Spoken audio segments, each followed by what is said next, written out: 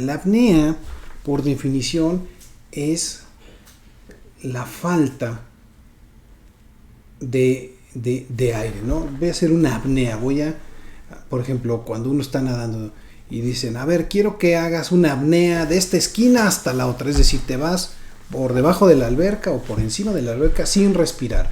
Eso es una apnea, ¿no? No vas a respirar. Vas a hacer tal actividad, tal estilo, tal nadado de apnea, ¿no? Entonces no vas a respirar. En la apnea del sueño uno deja de respirar, uno deja de tener el ingreso del oxígeno. ¿Por qué? Porque la vía respiratoria, la garganta, se colapsa, ¿sí? Las estructuras que están alrededor de la laringe o de la faringe se cierran por completo. Y entonces el paciente primero empieza a roncar y de repente es como si le pusieran un tapón o le apretaran aquí y ¡puc! Se cierra. Y entonces ni respira ni sopla, ¿no? O sea, y luego están luchando. Es una ansiedad para las personas que están alrededor porque parece que están ahogando. Las personas que tienen apnea están dormidas, entonces no se dan cuenta. Pero naturalmente el hecho de que empiece a bajar la saturación, porque esto es un componente importante, activa mecanismos en el cerebro que hacen que uno salga del sueño profundo, dos, empiece a moverse y a buscar la manera de romper esa oclusión de la vía respiratoria. Entonces los pacientes empiezan a luchar, se empiezan a mover, todavía dormidos, y se acomodan de un lado, del otro, o tratan de respirar más fuerte y vuelven a tomar aire, ¿no? Y ya respiran, y descansan y otra vez el mismo proceso. Se presenta sobre todo en los adultos. ¿Por qué en los jóvenes o en los niños no? Primero, bueno, porque aunque no es exclusivo de los adultos, o sea, sí hay niños con apnea obstructiva del sueño, sí hay jóvenes con apnea obstructiva del sueño, pero adultos es más. Y es que el adulto empieza a tener de manera natural una pérdida del tono muscular de las estructuras del cuello y entonces se va perdiendo esta rigidez, digamos, o este tono muscular que ayuda a mantener todo en su sitio.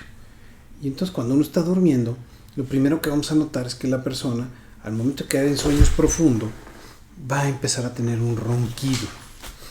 El ronquido puede deberse a muchas situaciones o causas, ¿no?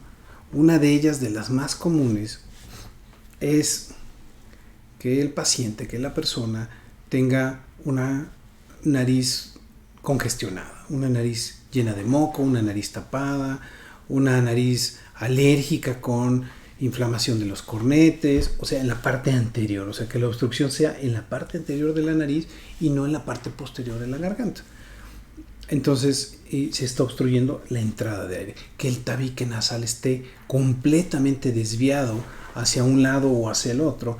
Por lo tanto, si yo tengo que respirar, en teoría, 50% de cada orificio nasal, pues respiro 50 y 5% del otro. Entonces hay una importante pérdida del ingreso de aire.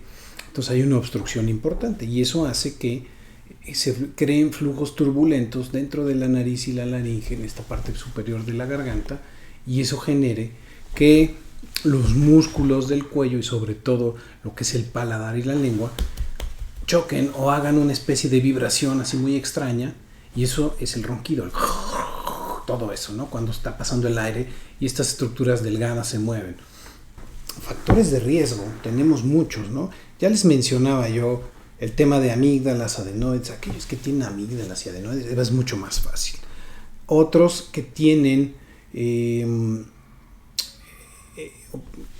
obesidad, ¿no? O sea, las personas que tienen y van ganando peso y más peso, pues la grasa se acumula también en las superficies de lo que viene siendo el cuello y entonces va disminuyendo el calibre de las estructuras donde pasa el aire, o sea, la vía respiratoria se va haciendo más chiquita. Entre más chiquita es mucho más fácil que se vaya colapsando durante los periodos de sueño y sueño sobre todo profundo, porque ahí es cuando uno pierde completamente el tono muscular, ¿no?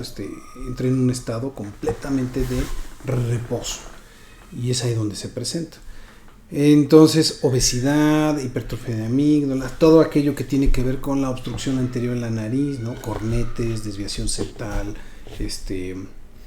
sangrados, producción de moco excesiva, rinitis alérgica, todo eso va condicionando que se produzca este fenómeno de apnea obstructiva del sueño.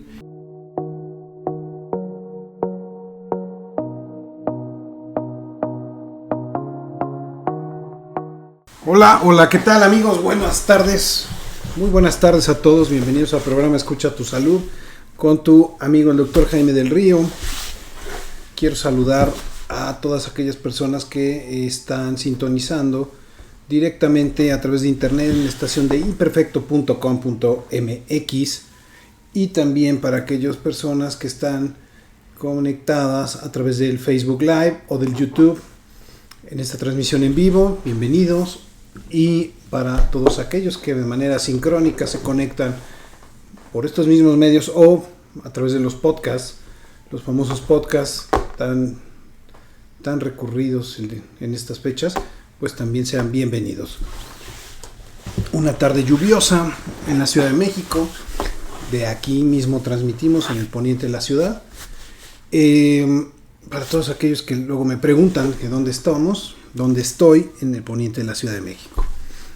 Bueno, ha estado lloviendo duro, fuerte, se inunda, se hacen charcos, desgraciadamente los baches que están por ahí se llenan de agua y no se ven y ahí hasta daña uno su coche o sufre algún tipo de accidente o incluso peor.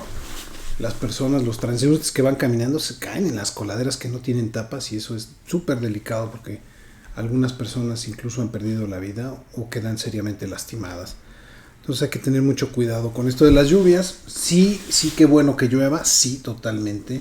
Sí, qué bueno porque ha sido un año de lluvias atípicas después de unos cuantos años de sequías también importantes. Entonces ahora todo es agua en casi todo el país y eso es bueno porque es más fácil saber qué hacer cuando uno tiene agua que cuando no. Entonces contento por eso, feliz. A las personas que se les inunda su casa desgraciadamente no la pasan tan bien, pero bueno, que no falte el agua y pues el día de hoy vamos a platicar de temas muy interesantes. Uno de ellos es les quiero platicar sobre un trastorno del sueño que es la apnea del sueño, la apnea obstructiva del sueño. Es un tema recurrente, ahorita lo vamos a ir desmenuzando y vamos a ir viendo qué es, cómo se presenta, cómo se detecta, cuándo sospecha uno de esto y qué alternativas tenemos, porque parece que es más común de lo que parece. Y una cosa es los ronquidos y otra cosa es tener la apnea del sueño, entonces, pero van de la mano. Hablaremos también de la hipertrofia de amígdalas y adenoides, que también pueden estar muy relacionadas de esto. Y bajo qué circunstancias debería uno de operar amígdalas y adenoides para este caso de la apnea del sueño y para otros más. Y también, si todavía hay tiempo, vamos a platicar traigo ahí unas ganas importantes de platicar sobre la vesícula biliar, o sea, la operación de la vesícula, cuyo nombre médico es una colecistectomía. O sea, cuando te quitan la vesícula biliar, ¿no? ¿Por qué te la quitan? ¿Para qué sirve la vesícula? Espero nos dé tiempo y si no, la vemos en el siguiente programa. ¿De acuerdo?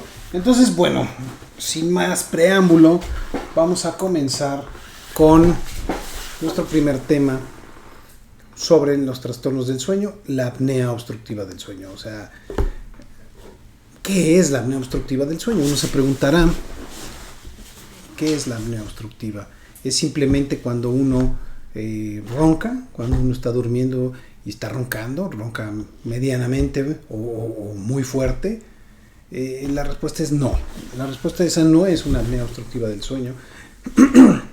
La apnea obstructiva del sueño es cuando las personas están durmiendo en un sueño, normalmente se presenta en sueños que son profundos, donde los músculos del cuello se relajan por completo, pierden el tono, y entonces hay una como obstrucción de la vía respiratoria superior. O sea, hagan de cuenta que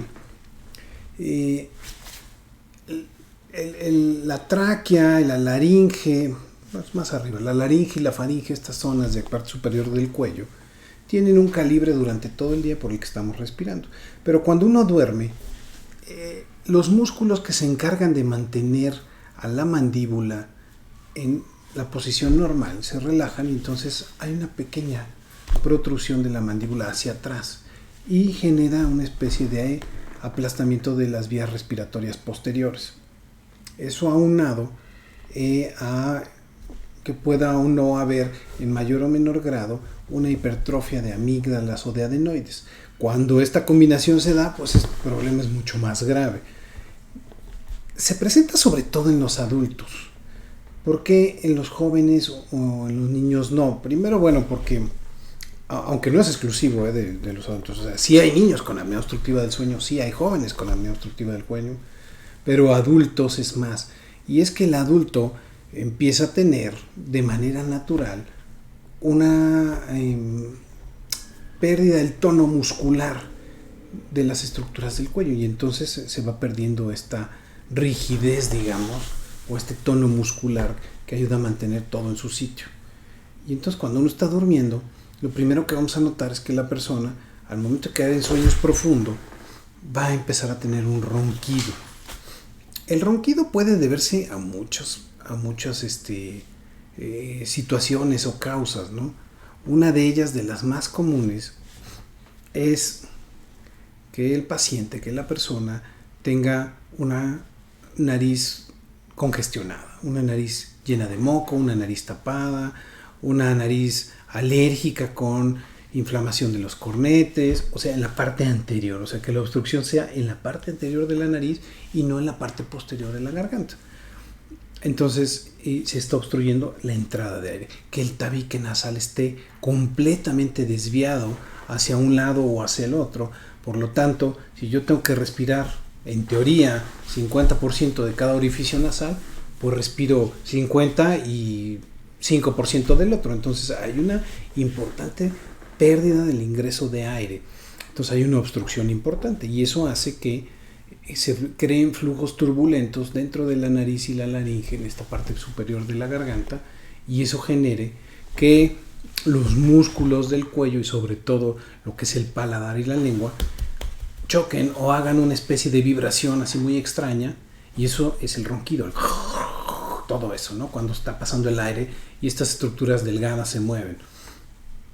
Entonces, repito, conforme va uno teniendo más edad, se pierde el tono, la musculatura de esta parte del cuello, de la garganta, y es mucho más fácil que lo tengamos. Factores de riesgo, tenemos muchos, ¿no? Ya les mencionaba yo el tema de amígdalas, adenoides. Aquellos que tienen amígdalas y adenoides es mucho más fácil. Otros que tienen obesidad, ¿no? O sea, las personas que tienen y van ganando peso y más peso, pues la grasa se acumula también en las superficies de lo que viene siendo el cuello, y entonces va disminuyendo el calibre de las estructuras donde pasa el aire. O sea, la vía respiratoria se va haciendo más chiquita. Entre más chiquita es mucho más fácil que se vaya colapsando durante los periodos de sueño, y sueño sobre todo profundo, porque ahí es cuando uno pierde completamente el tono muscular, ¿no? Entra en un estado completamente de reposo, y es ahí donde se presenta. Entonces, obesidad, hipertrofia de amígdalas, todo aquello que tiene que ver con la obstrucción anterior en la nariz, ¿no? Cornetes, desviación septal, sangrados, producción de moco excesiva, rinitis alérgica, todo eso va condicionando que se produzca este fenómeno de apnea obstructiva del sueño. Y fíjense, todavía no llegamos a la definición concreta de lo que es la apnea obstructiva del sueño. Solo van los factores de riesgo que la generan, ¿no? Entonces, cuando una persona, a ustedes la oyen roncar, porque hay personas que, muchas personas roncan, no significa que hagan la apnea. La apnea, por definición, es la falta de aire, ¿no? Voy a hacer una apnea, por ejemplo, cuando uno está nadando y dicen, a ver, quiero que hagas una apnea de esta esquina hasta la otra, es decir, te vas por debajo de la alberca o por encima de la alberca sin respirar. Eso es una apnea, ¿no? No vas a respirar. Vas a hacer tal actividad, tal estilo, tal nadado de apnea, ¿no? Entonces no vas a respirar. En la apnea del sueño uno deja de respirar, uno deja de tener el ingreso del oxígeno. ¿Por qué? Porque la vía respiratoria, la garganta, se colapsa, ¿sí? Las estructuras que están alrededor de la laringe o de la faringe se cierran por completo. Y entonces el paciente primero empieza a roncar y de repente es como si le pusieran un tapón o le apretaran aquí y ¡puc! Se cierra. Y entonces ni respira ni sopla, ¿no? O sea, y luego están luchando. Es una ansiedad para las personas que están alrededor porque parece que están ahogando. Las personas que tienen apnea están dormidas, entonces no se dan cuenta. Pero naturalmente el hecho de que empiece a bajar la saturación, porque esto es un componente importante, activa mecanismos en el cerebro que hacen que uno salga del sueño profundo. 2, empiece a moverse y a buscar la manera de romper esa oclusión de la vía respiratoria. Entonces los pacientes empiezan a luchar, se empiezan a mover, todavía dormidos, y se acomodan de un lado, del otro, o tratan de respirar más fuerte y vuelven a tomar aire, ¿no? Y ya respiran, y descansan y otra vez el mismo proceso. Ahora imagínense que los pacientes estén, no sé, las 7, las 8 horas o las 6 horas que duerman, todo el tiempo respirando así. Claro, no van a ser las 6, 8 horas de esta forma, porque acuérdense que aunque uno duerma 8 horas, el sueño profundo regularmente alcanza las 3 horas y media. Entonces, aproximadamente ese es el tiempo que van a estar teniendo estos periodos de apnea obstructiva del sueño. Cuando el sueño es ligero, cuando es menos profundo, se presenta mucho menos, ¿no? Por todas estas situaciones que les decía. Las fases del sueño vale la pena que las repasemos, las veamos, ¿no? Cuando un paciente va a entrar o se va a dormir, tiene varias fases. Básicamente se han descrito 2 fases del sueño, ¿no? Podríamos decir sueño superficial, sueño profundo, ¿no? Es una manera. O la otra que regularmente los médicos utilizamos es el sueño de movimientos oculares rápidos y movimientos oculares lentos. ¿Esto qué significa? No sé si han visto muchos programas en donde los médicos llegan y está un paciente dormido y le abren los ojos y ven cómo se mueve la pupila de los ojos. Ese movimiento ocular de los ojos rápido y lento nos habla en qué fase del sueño está, porque está directamente relacionado con lo que está pasando en la actividad cerebral. Entonces, cuando los pacientes están en un sueño profundo, naturalmente los movimientos oculares son más lentos. Y cuando están en una fase de movimientos oculares rápidos, el sueño está entrando en una fase de sueño superficial. ¿Ok? Entonces ahí nos damos cuenta cómo está el sueño, cómo está soñando nuestro paciente. ¿Ok? Y eso es importante porque todo eso se mide cuando nos vamos a hacer un estudio que nos habla sobre la calidad del sueño, el tipo de sueño, la concentración de oxígeno que manejamos durante todo nuestro sueño, o sea, la saturación de oxígeno y la actividad cerebral. Ese estudio se llama polisomnografía. Es un estudio que se ha puesto, pues, si no de moda, por lo menos hemos estado recurriendo constantemente a él, porque es un hecho que los pacientes no pueden dormir, o no pueden vivir más bien, con apneas del sueño. Y ahí vamos ahorita a platicar de todas las consecuencias que tiene tener una apnea obstructiva crónica del sueño, ¿no? Ya vamos viendo, en el nombre viene todas las características de esta enfermedad. Apnea, o sea, no respiro. Obstructiva, porque se colapsa la vía respiratoria. Del sueño, porque solo es cuando estoy dormido, ¿ok? Y crónica, porque no es de un día, 2 días, sino es de años, meses o años. Entonces el daño va siendo progresivo. Entonces, quizá cuando uno es joven, ¿no? Chavo, adulto joven, no tiene esos problemas por todo lo que les acabo de decir, porque no están obesos, porque tienen buena tono muscular, porque tienen un sueño muy profundo, rápidamente caen en fases de sueño profundo y no tienen tema, no tienen desviación septal, no tienen alergias, no tienen nada les duele, ¿no? Así nos pasa a todos, pero entonces vamos creciendo y vamos teniendo este problema. ¿Cuándo sospechar de que un paciente tiene una apnea obstructiva del sueño? Es muy fácil.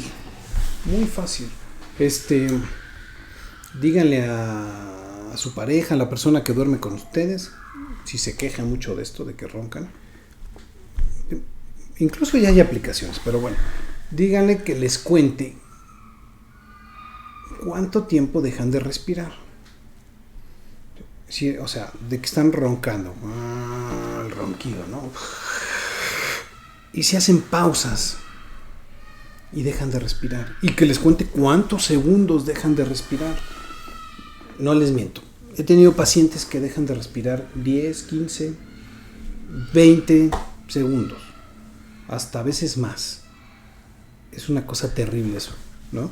Porque esos 20 segundos son 20 segundos en que la concentración de oxígeno, la saturación baja, y empieza a bajar de los 90 a los 80 a los 70, y esa falta de oxígeno que estamos dejando de tener, ese oxígeno que no estamos respirando, pues daña directamente nuestro sistema nervioso central primero. Las neuronas necesitan oxígeno, todas las células necesitan oxígeno. Hay unas que son más lábiles que otras, y las neuronas son muy lábiles. Entonces empezamos a tener problemas, ¿no? Por lo tanto, un paciente que tiene apnea del sueño, al otro día, pues primero va a estar cansado, va a tener sueño somnoliento todo el tiempo, se va a estar durmiendo en todos lados.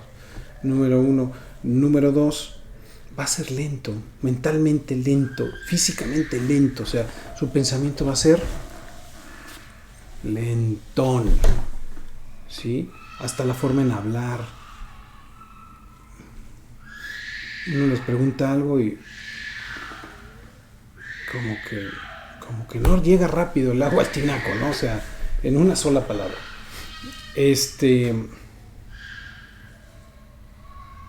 Tienen cefalea, o sea, les duele la cabeza, ¿no? O sea, se amanecen con migrañas, dolores de cabeza frecuentes.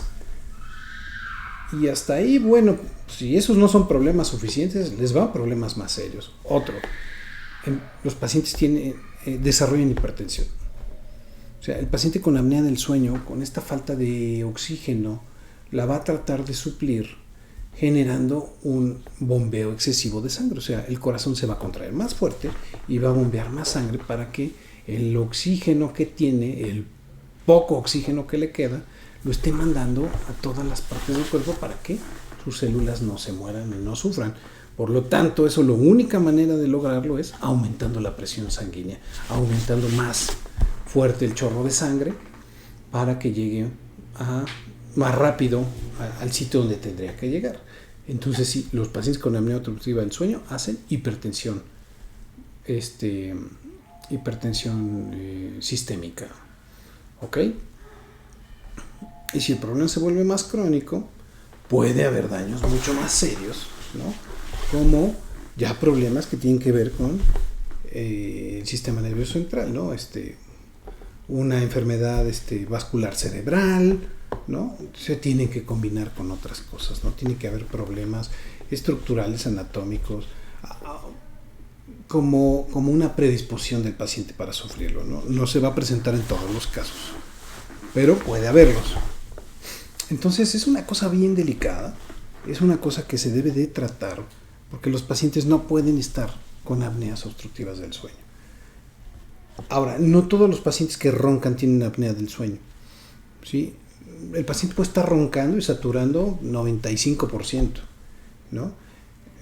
Eso es menos delicado, eso es más molesto, eso más molesto para la persona que duerme al lado, para el compañero, compañera, que no los deja dormir, o pero no va a generar estos trastornos. A lo mejor el paciente sí logra descansar medianamente bien, no va a tener el mismo tipo de sueño, pero lo va a hacer. Los pacientes que tienen que no tienen apnea del sueño porque son roncadores, que roncan, son pacientes que duermen toda la noche moviéndose para todos lados, buscando la mejor posición, ¿no? Y en los niños, por ejemplo, eso sí se da mucho, ¿no? Y hay un síndrome que se llama el síndrome de piernas inquietas, o sea, son los niños que están, se cambian de todos los lados, y eso tiene que ver, en muchas ocasiones, por lo mismo, porque no están teniendo una adecuada ventilación. Entonces, los adultos también pueden tener este problema de el síndrome de las piernas inquietas. Así se llama, no es que sea chistoso, pero es el nombre que se le dio. Por otro lado, cuando uno sospecha que tiene la apnea obstructiva del sueño, o mi pareja, mi mujer, esposo, esposa, con la persona que duermo, tiene la apnea obstructiva del sueño, ¿qué es lo que se debe de hacer? Porque es un problema que no es fácil de resolver, eso sí se los puedo decir. Es un problema que requiere un manejo por varias especialidades. Lo primero es que hay que hacer el diagnóstico, es decir, confirmar que realmente está teniendo la apnea. Y el estudio por excelencia es hacer una polisomnografía. El estudio de polisomnografía consiste en ir a una clínica del sueño. Hay clínicas del sueño ya cada vez más por todos lados, pero la clínica del sueño original de la UNAM, por ejemplo, que está súper saturada, fueron de las pioneras que se montó. Consiste en lo siguiente, literal, o sea, hay una cama, un cuarto con una cama, un cuarto oscuro, donde el paciente llega a dormir. Se le conectan electrodos en la cabeza, se le colocan los electrodos del corazón porque lo monitorizan, se le coloca un manguito de presión arterial, se le coloca en muchas ocasiones un chaleco para medir apneas respiratorias, ¿no? Y órale a dormir. Entonces, ya empieza a dormir y lo van monitorizando. Y entonces van viendo cómo se comporta la actividad del cerebro, la actividad cerebral, con el sueño, con la respiración, con la saturación de oxígeno, con el corazón y la presión arterial. Y entonces uno va viendo cómo hay una relación directamente proporcional entre las apneas y las alteraciones del corazón, del cerebro y todo, la actividad cerebral, la taquicardia, el aumento de la presión sanguínea, la baja de la saturación de oxígeno, y de esa manera uno dice, ¿sabes qué? Pues tú tienes tanto porcentaje de apneas del sueño, entonces esto hay que arreglarlo.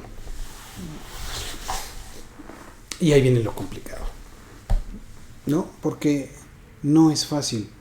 A ver, ¿cómo reparas o cómo haces para que uno deje de roncar? Una de las recomendaciones será bajar de peso, ¿no? Va a ayudar para todo, ¿no? Bajar la grasa que se acumula en los tejidos. Sí, sin duda, pero no es suficiente. Otra es que si tengo amígdalas y adenoides muy grandes, pues me las opero y trato de liberar la mayor cantidad de espacio en la vía respiratoria. Otra es que si tengo problema aquí en la nariz porque tengo una alergia, eso, pues vamos a liberar la nariz. O si el tabique está desviado, pues lo corrijo el tabique. Algunos cirujanos, algunos otorrinos lo que hacen es como recortar un poco el paladar para que no haya un excedente paladar que esté vibrando. También se hace. Entonces, pero nada de eso garantiza 100% que esto no se quite, ¿no? O sea, ayudará, mejorará, pero a lo mejor no se quita. Entonces, desde hace muchos años, y aclaro que no creo que sea la mejor opción, se han creado una serie de aparatos que se llaman CPAP. Los CPAP, C-P-A-P, CPAP, por sus siglas en inglés, que significa presión positiva inspiratoria. Lo que hacen es un aparato chiquito, una cajita así, pues es un presurizador, un compresor, que se activa, puede ser de dos modalidades. Uno, que constantemente le esté enviando la presión positiva, o sea, primero concentra el oxígeno y envía ese oxígeno con presión positiva a través de las vías respiratorias. Se pone una mascarilla ajustada en lo que es nariz y boca, y entonces avienta el oxígeno, una cantidad de oxígeno suficiente para vencer la resistencia que se genera aquí, para que evite que se colapse la vía respiratoria y se mantenga abierta, porque pasa un flujo de aire, y entonces respiramos y tenemos oxígeno y no estamos roncando, o no del todo, puede haber uno que otro ronquido por ahí, y entonces está toda la noche. Puede ser que se haga por tiempo o puede ser que se coordine con la respiración del mismo paciente. Entonces, cuando el paciente inhala, lo avienta. Y entonces, es en el método coordinado, que creo que es lo mejor. Y bueno, los pacientes, la verdad es que les cambia la vida maravillosamente. Porque de no dormir, de no descansar, de tener dolores de cabeza, hipertensión, problemas pues, mentales, ansiedad, depresión, que también se llegan a presentar, pues de repente de un día para otro cambia y se sienten fantásticamente bien. Sí es aparatoso, sí es molesto este aparato y sí es caro además. O sea, ¿cuánto puede costar un aparatito de estos? Pues yo creo que debe estar costando desde los más básicos unos $1,000, 800, hasta $2,000, 2,500, ¿no? Depende el tamaño, el modelo, si trae humidificador o no, cuánto puede concentrar el oxígeno, si es digital, si es más manual, etcétera, etcétera, etcétera. Les repito, cada vez hay más opciones porque, pues afortunadamente, hay más compañías que se dedican a producir estos aparatos. Y hay aparatos de todas clases de marcas, ¿no? Desde los chinos, americanos, europeos, alemanes, ¿verdad? Hay mucho. Entonces, es una solución que entiendo que las personas que pudieran tener apnea del sueño no quieren usar de primera instancia, ¿no? Porque pues, implica conectarse a una máquina para dormir, implica tener un cable conectado a la nariz y a la boca. Pero el beneficio, pues sin duda es abismal. O sea, abismal no tener hipertensión, dormir, descansar y ser una persona funcionalmente, mental y físicamente activa, vigorosa. Vaya, pues está bien, ¿no? O sea, pues sí, no es nada sexy, pues por supuesto que no, o sea, olvídense de eso, pero pues que es más importante, ¿no? Entonces, bueno, vamos a contestar algunas preguntitas. Quería platicarles mucho de este tema. Creo que es mucho más frecuente de lo que creemos y la verdad es que luego no le damos la importancia que se merece y le damos la vuelta, ¿no? O sea, seguro. Dice Doctor, ¿la intensidad del ronquido podría ser la gravedad? Es que mi pareja ronca como camionero. Gracias, me encanta escucharlo, Patricia. Gracias, Pati.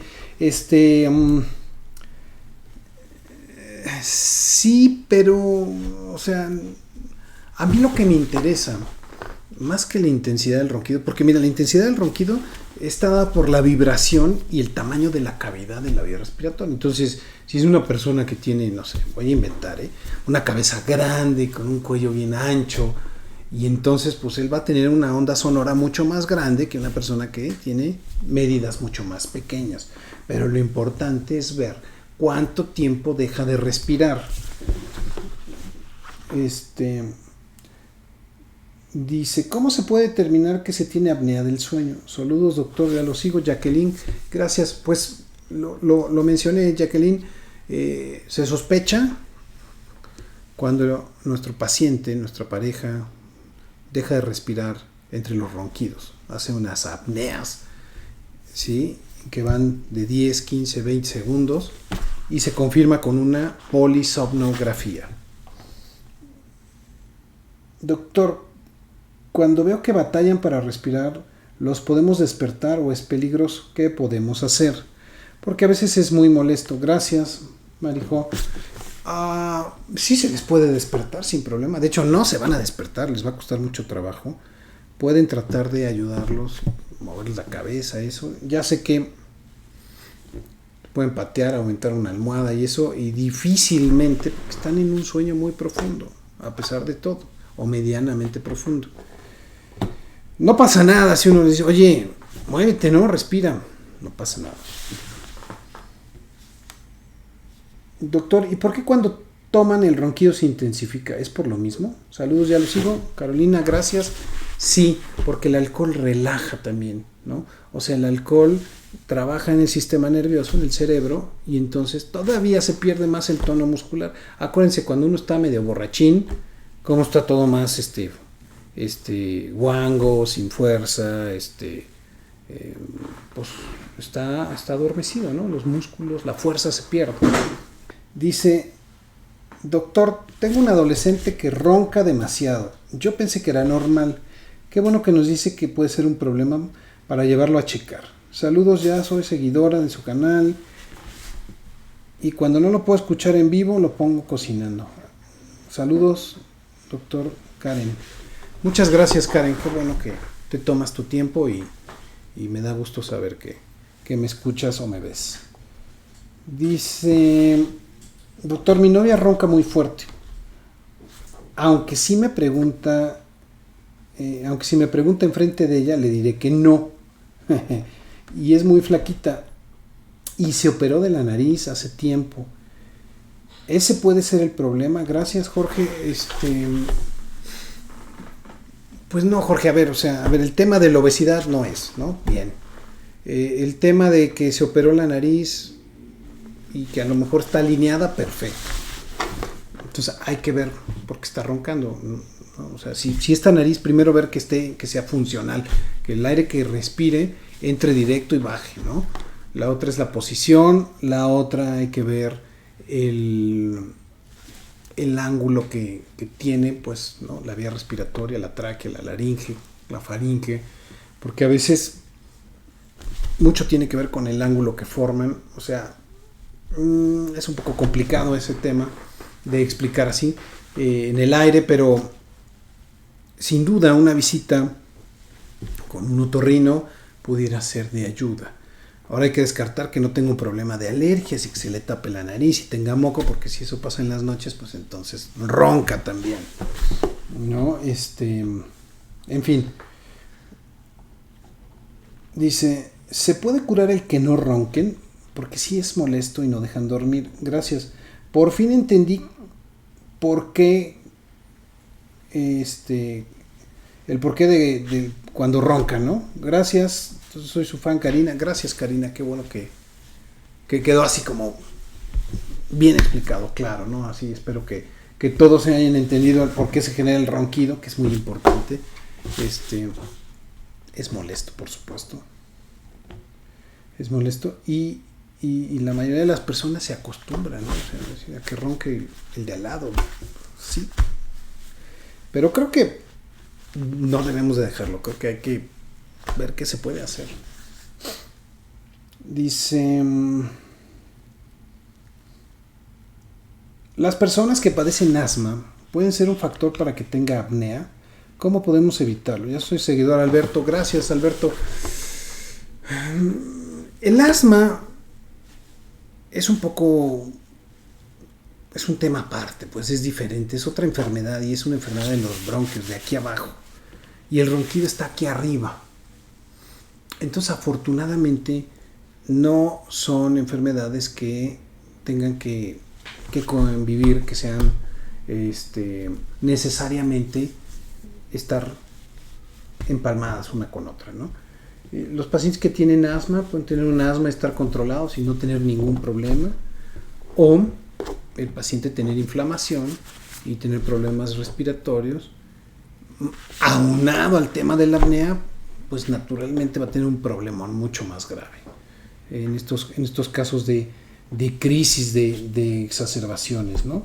Entonces, afortunadamente no, pero ninguna de las dos se debe de dejar ahí, dejarlo en el saco roto, ¿no? Dejarla ahí sin tratar, sin atenderla. Dice, doctor, entonces el roncar no es normal. Y yo pensaba que sí. Saludos, doctor, por ayudarnos a entender. Gracias, Paola. No debemos de roncar. O sea, los seres humanos, los animales, los mamíferos, no deberíamos de roncar. La vía aérea tiene que estar libre, ¿sí? Y si la vía aérea ronca, si roncamos, es porque hay un flujo que se genera que es turbulento. O sea, imagínense que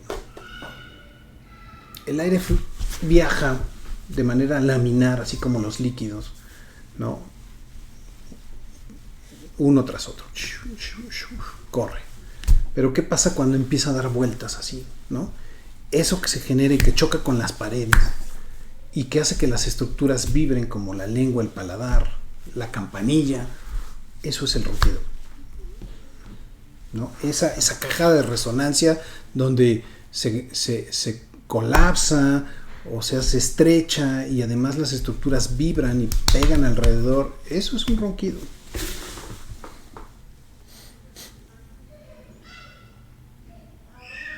Dice, doctor, entonces, ¿qué podemos hacer para fortalecer nuestras cuerdas y no roncar o respirar mejor? ¿Es posible? Saludos, Iván.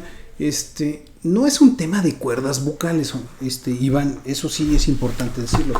Las cuerdas vocales están un poco más abajo y son estructuras mucho más rígidas y están rodeadas de cartílago. La verdad es que cuando una cuerda vocal tiene algún problema, una disfunción, lo vamos a ver en el habla. Vamos a tener una disfonía, y se va a oír rara la voz. Es diferente, ¿no? Es más arriba. Es atrás de la garganta, donde está la campanilla, donde termina la lengua, el paladar blando o el paladar hasta atrás. Ahí, es en esa zona donde se genera el ronquido. Bueno, perfecto. Entonces, rápidamente aprovecho estos minutos que nos quedan para decirle que aquellos pacientes que tienen problemas de amígdalas grandes o adenoides, las adenoides ustedes las van a encontrar en esta misma zona donde se genera el ronquido, en la en la nasofaringe. La nasofaringe es donde termina la parte posterior de la garganta y se conecta con la faringe que sube aquí arriba de lo que es la boca. Entonces, donde termina la boca hasta atrás, donde está la lengua, donde tenemos el reflejo nauseoso, esa pared que se ve ahí y que sube y que se conecta con la parte posterior de la nariz, esa es la retrofaringe. Ahí hay unas estructuras circulares, unas bolitas que se llaman adenoides y que están literalmente encima de las amígdalas. Entonces forman una especie como de rombo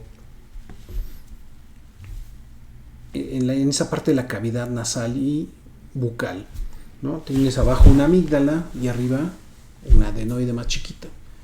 Y en medio va la cavidad nasal y oral. Y por ahí pasa uno, el aire, por ahí los líquidos, lo que comemos, todo. ¿Qué función tienen amígdalas y adenoides? Funciones inmunológicas, funciones de vigilancia inmunológica. Se supone que todos los bichos que van a estar pasando por ahí van a estar pasando una especie de aduana donde el sistema inmune va a estar buscando al azar, captando a ver qué encuentra. Virus, bacterias, bichos, parásitos, lo que sea. Y entonces va a generar una respuesta en consecuencia. O sea, si es un virus, lo va a jalar, lo va a encapsular, va a generar una inflamación, nos va a doler la garganta naturalmente, se nos va a inflamar, pero la infección se queda aquí. La infección ya no baja, ya no me genera un problema mayor. O acá en la nariz empieza a generar mucho moco, se tapa, se inflama, pero el problema se queda ahí arriba. Entonces esa es la función que deberían de tener amígdalas y adenoides. Pero ¿qué pasa cuando crecen demasiado? Porque es como un músculo. Si se inflaman por una infección, crecen, se desinflaman, se inflaman, se desinflaman. Llega un momento en que tantas veces se inflaman y se desinflaman que ya no bajan de tamaño. Y entonces quedan grandes. Entonces los pacientes tienen una disfunción importante. ¿Para qué? Primero, para tragar. O sea, ¿no? Están tan grandes que les cuesta trabajo comer. Están tan grandes que les cuesta trabajo dormir y hacen apneas del sueño. Y está tan grande que ni siquiera a veces no pueden ni hablar, ¿no? Porque está muy grande y les molesta. Entonces, esos pacientes, bajo estas tres circunstancias, tienen que operarse. Sí o sí. De otra manera, yo no recomendaría ningún tipo de intervención. Ay, que porque están grandecitas. Oye, vamos a operarlo. Ah, porque se enferma mucho de la garganta. Vamos a operarlo. La verdad es que eso se hacía hace muchos años, 20, 30 años, y no hay gran diferencia que se las quiten o no. Por lo tanto, hoy por hoy, las únicas tres indicaciones para operar amígdalas o adenoides es apnea del sueño, que es lo que estuvimos hablando hoy, obstrucción de la vía respiratoria o de la vía digestiva, es decir, no puedo comer o no puedo respirar bien porque tengo tan grande esto que no puedo. ¿Ok? Y y básicamente esas dos o tres, ¿no? indicaciones. Por lo demás, todo es relativo, todo hay que valorarlo, todo hay que ver en relación a nuestro paciente. Así que, en fin. Bueno, vamos a ver las últimas preguntitas. Dice así: las personas que tienen algún problema en garganta o tiroides, ¿es porque roncamos? Gracias, ya soy seguidora Rosy. Gracias, Rosy. No, afortunadamente la tiroides tiene otra cosa, otro papel y no está relacionada la tiroides con esto del ronquido. Con otras cosas pudiera ser, pero esto no. Dice: doctor, mi niña tiene 6 años y ronca. ¿En ella es normal o puede tener un problema? Gracias, ya soy seguidora. María, pues mira, María, no es normal. Un niño, menos un niño de 6 años, no puede roncar. Hay que ver por qué está roncando. ¿Qué tiene alterados? La nariz, las amígdalas, las adenoides, problemas de alergia. ¿Qué está pasando? Reflujo, también. Cuando los pacientes tienen reflujo, también empiezan a tener problemas de este tipo. Es menos frecuente, está menos relacionado, pero también pueden tener apneas, ¿no? O sea, hagan de cuenta, sube esto y en el momento en que sube el jugo gástrico, pues lo que hace como mecanismo protector para no broncoaspirar es que se colapsa la vía respiratoria también, se cierra así por los músculos. Naturalmente aquí el paciente se daría cuenta, sentiría sensación de ahogo, ¿no? Como que se atoró, como que sube el líquido, no sé, algo más. Dice: doctor, yo tengo ese problema, no puedo probar mucho bocado porque siento que me ahogo y me han dicho que ronco fuerte. Tengo tiroides desde hace ya mucho tiempo. Saludos, soy seguidora Carmela. Gracias, Carmela. Habrá que ver, Carmela, que no tengas un problema de reflujo. Me suena también a que hay un tema ahí como de reflujo, como que sube, ¿ok? Y Y la tiroides, mientras esté bien controlada con sus medicamentos y se encuentre en los rangos terapéuticos, no es ningún problema para esto. ¿Ok? Bueno, como les dije, el tema de la vesícula la vamos a dejar pendiente, ¿de acuerdo? Pero gracias por sus comentarios, por su interés, por su participación. Espero que haya sido de mucha ayuda y que haya quedado mucho más claro este tipo de problemas al que nos enfrentamos y cómo nos puede afectar. Les mando un gran saludo, les pido que sean y que traten de ser felices el resto de la semana, que disfruten si sale el sol, si llueve, si hace frío, etcétera, porque para eso estamos aquí, para disfrutar. Les mando un abrazo y nos vemos la siguiente semana.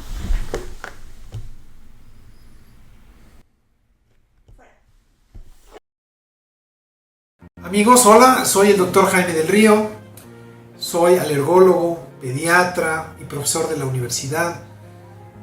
Quiero invitarte a que sintonices cada martes a las 5 de la tarde mi programa Escucha tu Salud. El programa, mira, lo vas a encontrar en diferentes plataformas. Por radio, www.imperfecto.com.mx, modalidad radio. En Facebook Live, @alergiapolancolomas. En YouTube, Dr. Jaime del Río. Y los podcasts que están disponibles en Spotify, en Google Podcast y en Anchor. El nombre es el programa Escucha tu Salud. Y mira, el objetivo de este programa es que estés actualizado, tengas información de primera mano, información verídica, información que te va a ayudar además con tips, con consejos, anécdotas, vivencias, a responder tus dudas, para que mejores tu calidad de vida y tu día a día. Nos vemos.